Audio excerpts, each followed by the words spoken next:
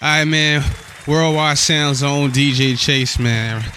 We're back. Smack 'em Radio, the pregame party mix podcast on Apple Music Podcast, Spotify Podcast, SoundCloud, and all that good stuff. So we got the lovely Larina Doreen in the building. How you doing? What's up? What's up? Nothing. What's going on with you? Nothing much. I'm doing good. Just definitely keeping positive vibes during the lockdown. Of course. You know how that goes. How you making out? I know you are an independent artist, and it's been rough on the artists, and especially in the performance game. How you making out during the quarantine? Yeah, it's definitely been pretty crazy. A few shows and musical things, got a little pushed back, but I've still been able to work and release more music and record music, so it's been dope. Yeah, I feel you. So, I know you from New York, right? Yeah.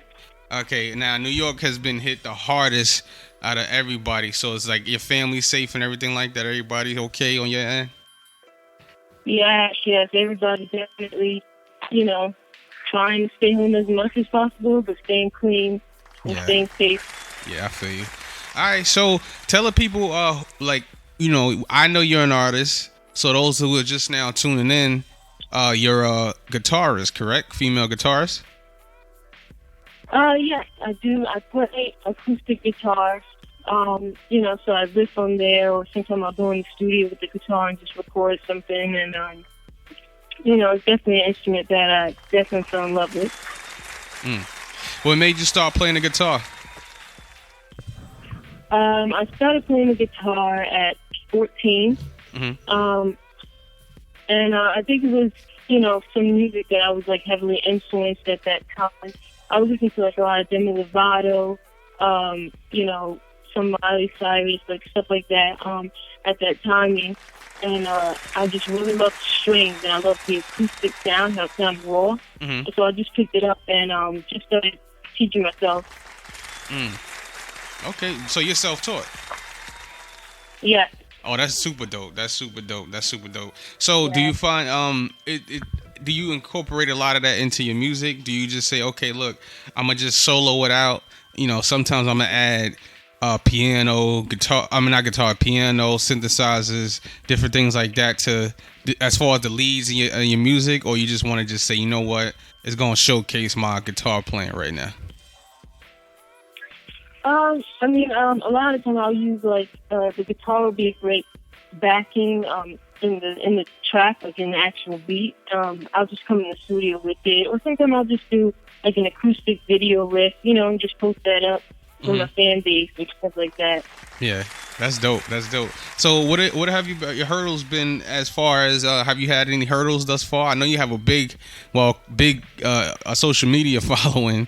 Have you had any hurdles like trying to get out there thus far in your journey, or you just been like it's been like rocking out since?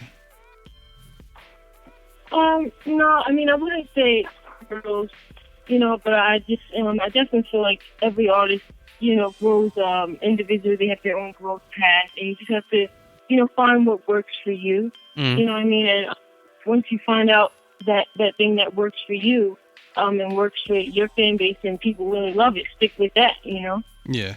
Okay. So I know you got some projects out, and I also know that you did some work for some major labels. How was that experience? And who are the major labels that you did some work with?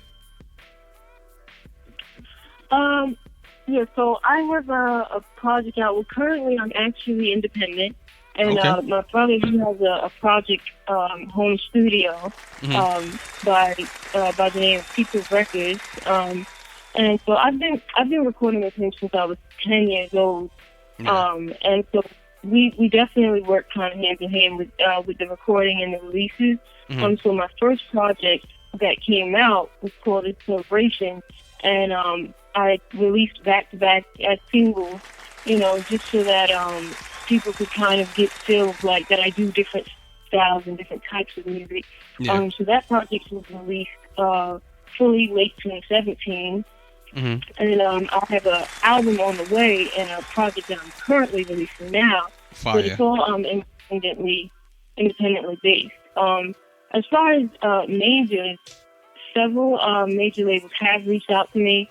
Island Records, Polydor Records, those labels. I have not, I haven't locked in one yet. I mean, because, it's definitely something that you want to, you want to figure out, you want to take into account. If you want to stay independent and just, keep rocking it out, Yeah. you know what I mean? Or when it's fine. Of course. Have you I know you performed at like SOBs and different spots in the city, Yeah. right? So like, have you Yeah. performed? Have you performed anywhere outside of New York, or just you kept it, your home base?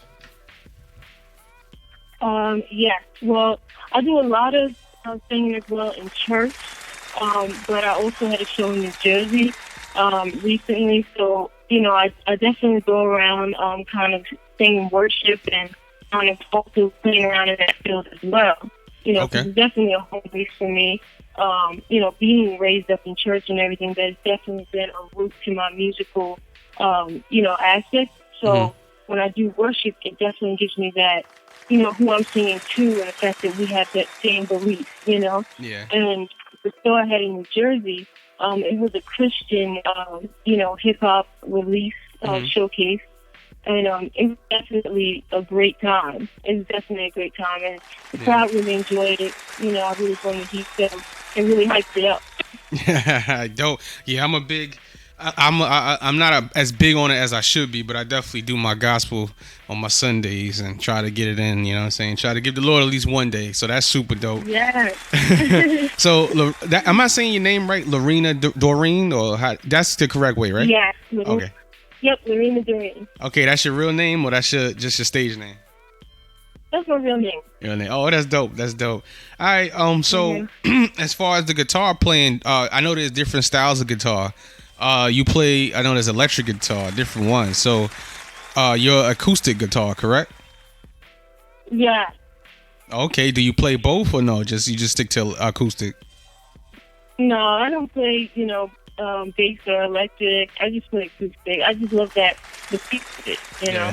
So you more singer songwriter vibe. You just get into it and you just go in and play, right? Yeah, for real. Yep.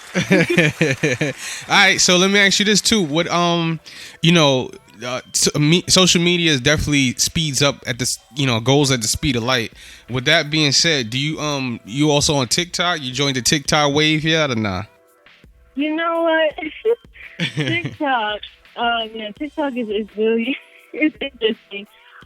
Because TikTok was formerly called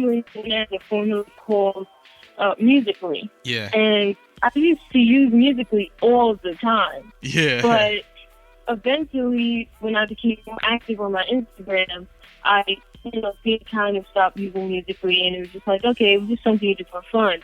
And so now TikTok is kind of becoming a wave, and I'm like, I have a TikTok page, I have a TikTok account, but I'm like, it's not one of those social medias that I'm like always posting on.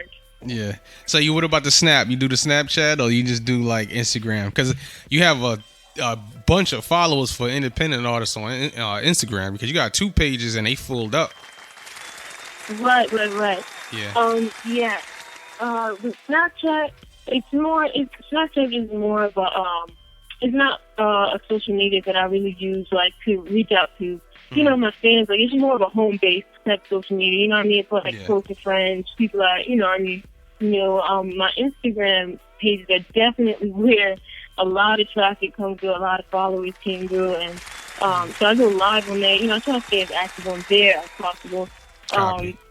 Just keeping it updated. Along with my Twitter page, but Yeah, I feel you. So, like, who your inspirations? So basically, I get inspirations. You say, Demi Lovato is somebody came up listening to, and then you say, okay, right. When I write music, who do I pull inspiration from? Oh, okay. Well, that's definitely. Definitely a number of different artists. Because I came up definitely listening to gospel heavily for a great period of my childhood and even some of my teen years and everything. So Demi Lovato more so I started listening to her music when I was like 12. Yeah. That's when I really was listening to her music a lot. But I came up listening to like Mary Trey 57, like even like Kurt Franklin, like a lot of those, those gospel joints. Like I really grew up listening to those, and I would say I walked around singing 287 like all the time. I was like 15 years old, but I was singing their songs, trying to belt out their notes and all that. Yeah. So a lot of times, in like even like recent or years, like Kelly, she's another great one. That's a great inspiration. Because her vibe is real great, and I think those artists have definitely influenced me. Mm-hmm. But as far as like my write a song, I go by. Also, when it comes to worship, I go by like just letting God have His way. You know what I mean? That type of feel. Yeah. All right. So the track "Handle Me," how did that come about? Oh my God, "Handle Me." I heard the track, playing or whatever. It just came on like on my phone because I had a plethora of different beats that people sent me and all that, and it just came on. Yeah. And I was listening to it, while I was just getting ready or whatever, and I just started literally singing those lyrics, like, just in the mirror, like, and I was like, oh, what? This is hot. And I really just started writing it down, but I feel like it became like an anthem, for a lot of women out there. You know what I mean? Yeah. I just feel like, it definitely applied to the female audience because people were hitting me up left and right, like, I love that song and I'm blasting that song, and and people were just loving it. It had a good party vibe in summer.